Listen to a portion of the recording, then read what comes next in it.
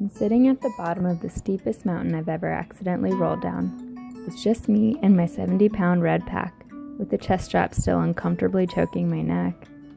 I'm face down on the earth. The air is crisp. It is almost winter.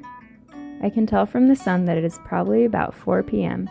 It's not too sunny, but not dark yet. The group at the top of the mountain knows I'm not coming back up, and I might be proving them right. How did I get here? No, really, how did I get here? I grew up in a family of 10 kids and 4 parents. Even at birth, I weighed more than my twin, and we were always compared. I was constantly told I was fat because I was bigger than my twin. My hair wasn't brown, it was darker than her blonde hair. I wasn't tall, I was taller than my twin. I wasn't shy, I was shyer than my twin. I was the only person in my family who couldn't eat the Twinkies and Ho-Hos that filled the pantry. If I was caught eating them, I had to spit it out. I was only allowed to eat snacks with 25 calories or less. To my mom, who won Best Body in high school, and to my dad, who owns 20 gyms, I was fat and hard to look at. This was a message I still carry with me sometimes, but I know it's not who I am. Despite all of that, I grew to be a happy teenager, but my parents didn't think so. Because I never liked to be home, they thought I was super unhappy. They thought I was a bad person who only cared about myself. They challenged my identity, so I challenged their pride. And we fought all the time because we all wanted to be right.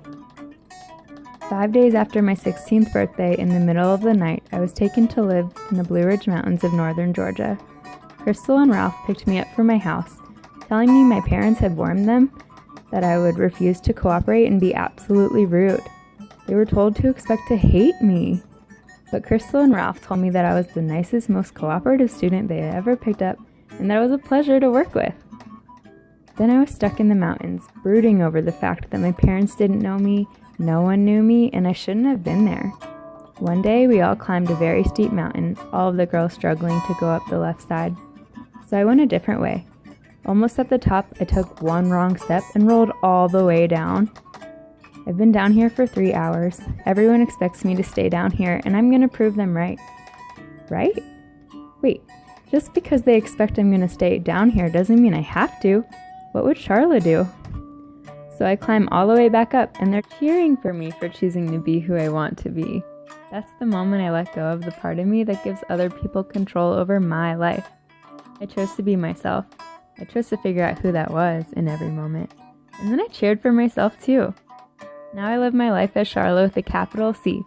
Charla, who has a twin, Roxanne, who is her own wonderful individual. And I always get back up.